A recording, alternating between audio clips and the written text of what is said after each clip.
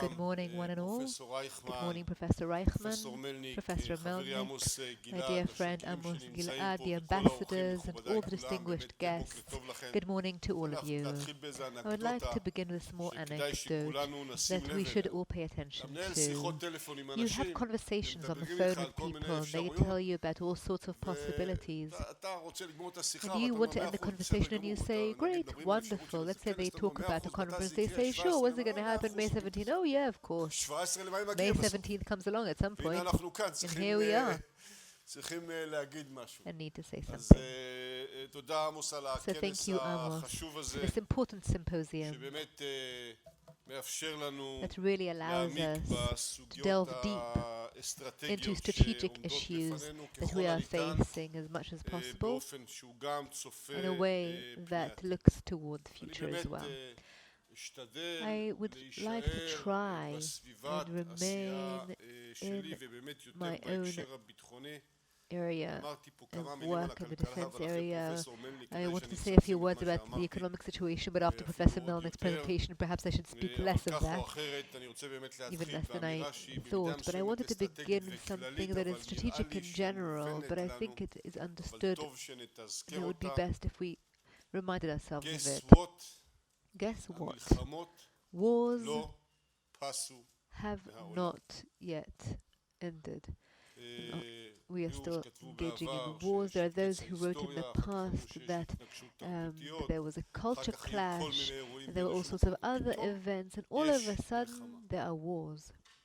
We are currently in a situation whereby all the countries around the world, particularly Europe and the NATO member states,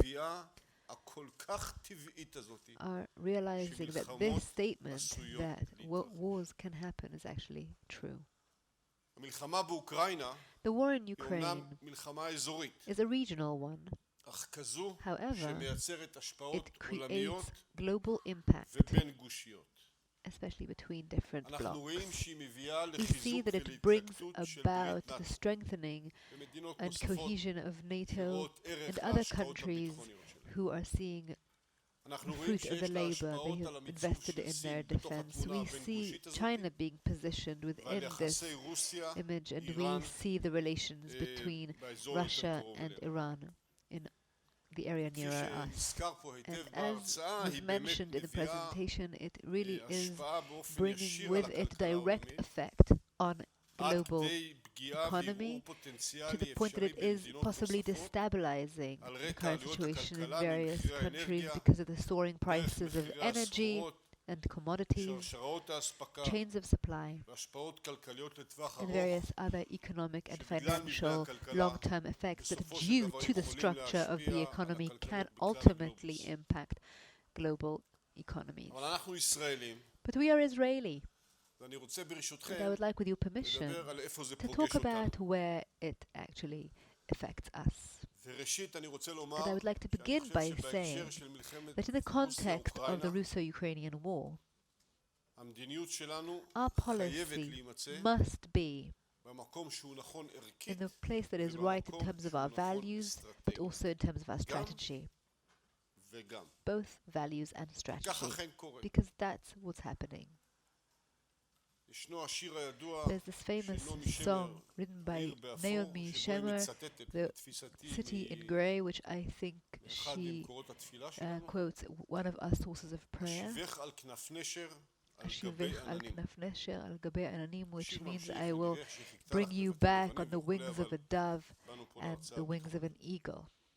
And when I look at this line, using this image of the wings of the eagles, it says that we now actually have the opportunity to really be a national home for the Jews of the world, to really realize this Zionist vision.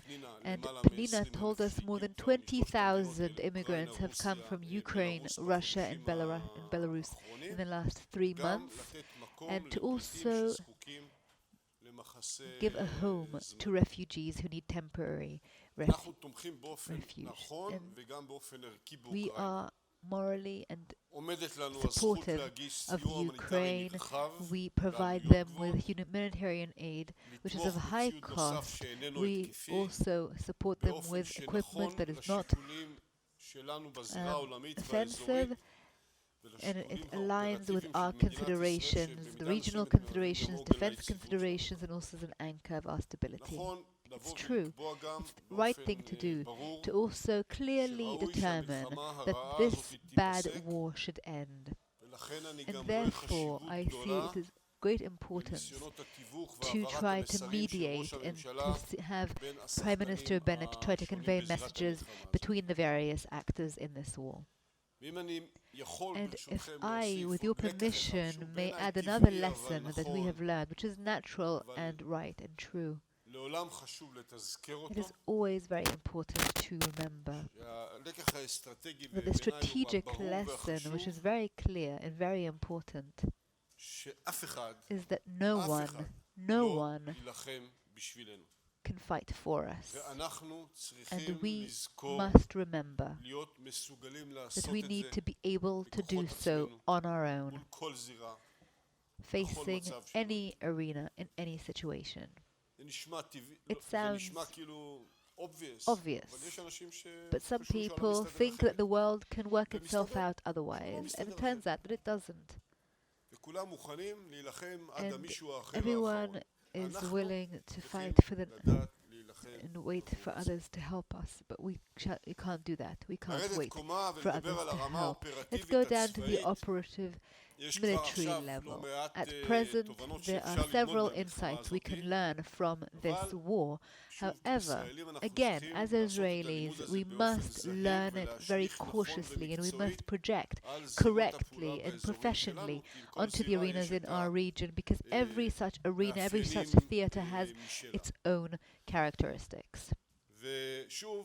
And again, something that sounds natural and obvious, no war, not even in this technological age, even when there are huge gaps in primary initial power between the parties involved, is not a walk in the park.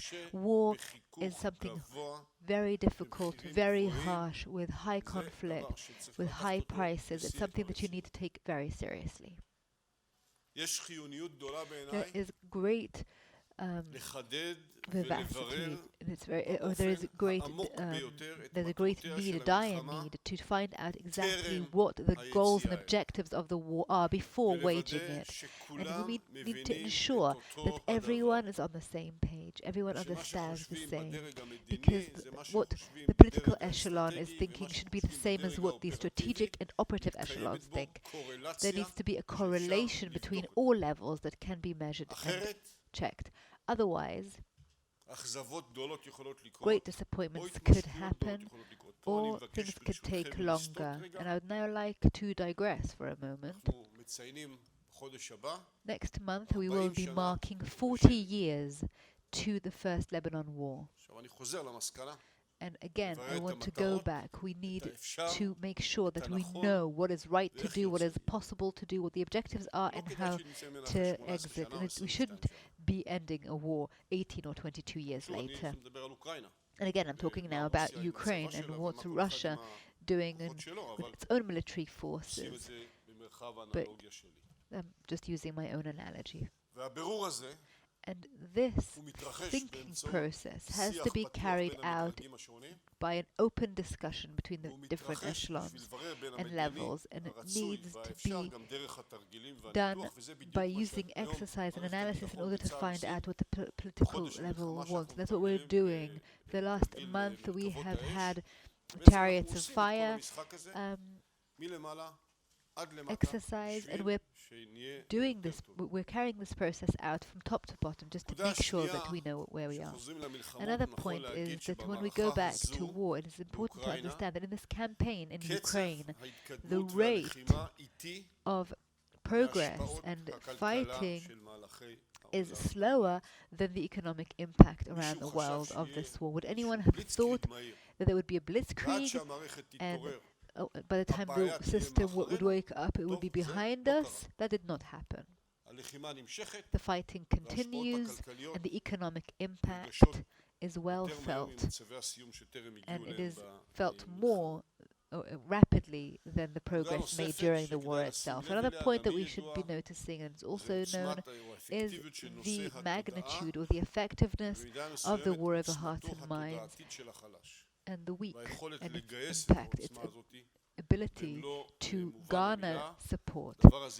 This can also impact us here in Israel and must be taken into account as part of the theory of war and as part of the considerations before we use force. Another phenomenon that is important, but it's also well known, is that fighting allows us to reinforce deterrence, but it is not sufficient in order to make a decisive step in the system. And if we want to make a decisive step, we must understand that it can only be done if we do it multidimensionally, on land, in air, at sea, and to do so using accurate intelligence.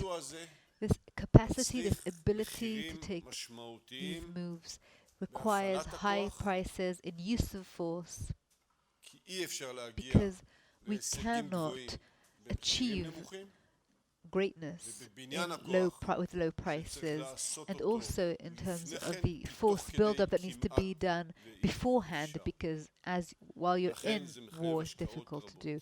That requires a lot of investments. Alongside the importance of deterrence and decisive action, we also need to take into account the force of defense and the importance of functional continuity on the national, civil, and military levels, because the system needs to function.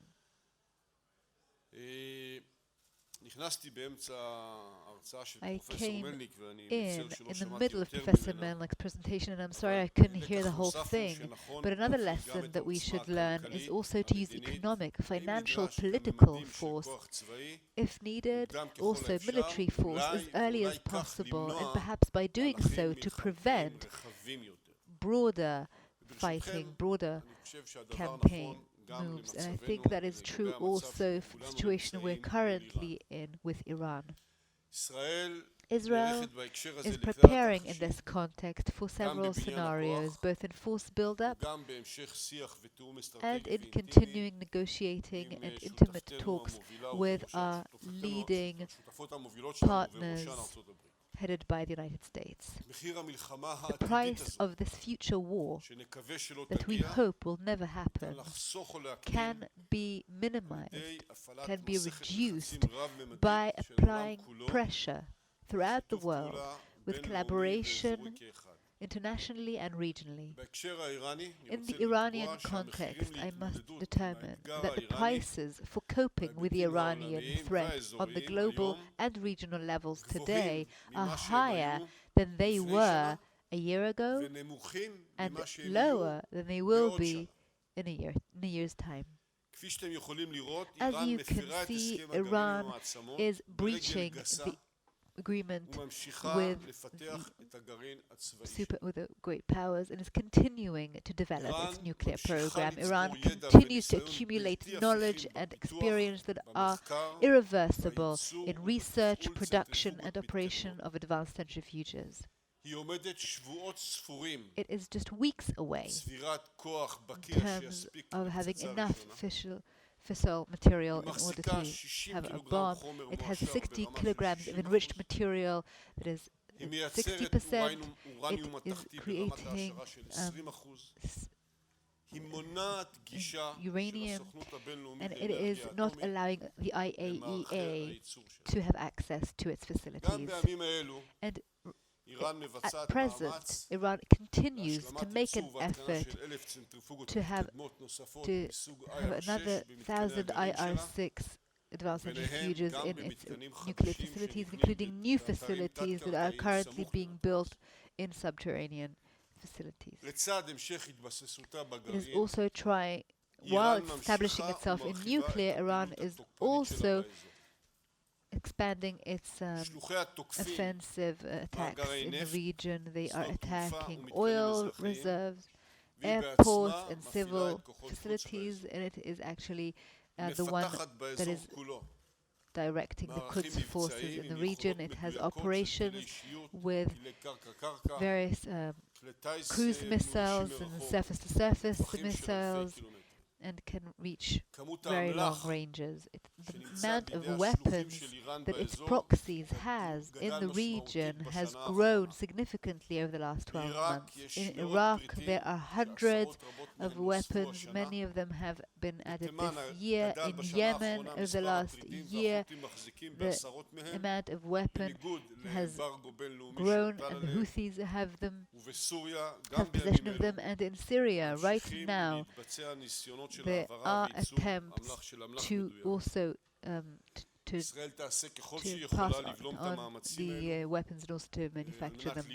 Israel is doing its best to stop this process in order to prevent a threat to its citizens. And if you want to see an example of the use of the arsenal of weapons that I have just mentioned, we can go back to February 22nd, during that, February 2022, during that month, we had Iranian forces trying to target Israel. They had parachutes attached to them. They wanted to have them parachuted into the Gaza Strip or into the West Bank in order to use them to transport weapons. These UAVs were taken down in Lebanese on Lebanese soil, and we have all the abilities to defend ourselves. It is a global and regional interest, and Israel will continue to develop its capabilities and to make sure it does everything in its power to remain stable. We will do so together with the region and countries in the region, together with CENTCOM and the US Army, that are doing as much as they can in order to synchronize these systems in the entire area. And I am happy that our new friends in the Middle East, under these unfortunate circumstances, are collaborating with us, which is very important to have regional collaboration. To sum up the Iranian aspect, I would like to go back and emphasize that in order to prevent the price of a future war with Iran, and God forbid, should it have a nuclear umbrella as well, the entire world, led by the United States, should actively pursue and preserve stability, not allow these programs to progress and to stop offensiveness wherever possible. The implications of the war in Ukraine and the implications of Iran and its regional activity will be discussed tomorrow when I go to the United States, and I will discuss that with the Secretary of Defense as much as possible to coordinate ourselves with them. Finally, but not last in terms of importance, it's important to say that these challenges are encountered when we are also in the midst of a local terror surge. We are in an era in which we have to cope with terrorism, a series of terror attacks that are based on sensitivity to Temple Mount and to Jerusalem, where it's important to underscore that Israel is maintaining status quo and everyone's freedom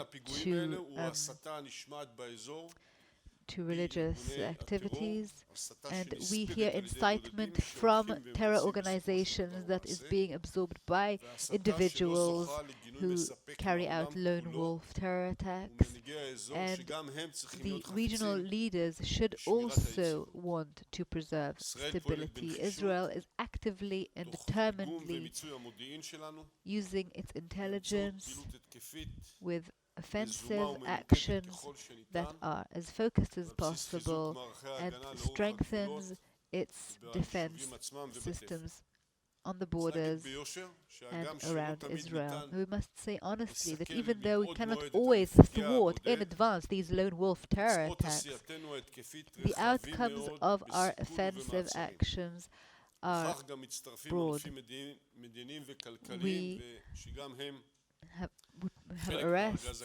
We also use political and financial means. In recent days, several attacks have been thwarted thanks to citizens who were determined and alert, as well as the security forces. We will continue to do everything in our power to curb this surge in all means available to us and according to the operational need. I would like to underscore that alongside fighting terror, we also try as best we can to differentiate between these terrorists and these civilians, and we will continue to do so. That is true in terms of our values. It is true also in terms of our operations and strategy. It is the right thing to do. To conclude, I would like to say that Israel has had a lot of experience with these defense challenges and terror, even before it was established as a state from the dawn of time. On the one hand, it has always held a weapon because it had to in terms of defending itself, but on the other hand, it would always willing to reach out for peace.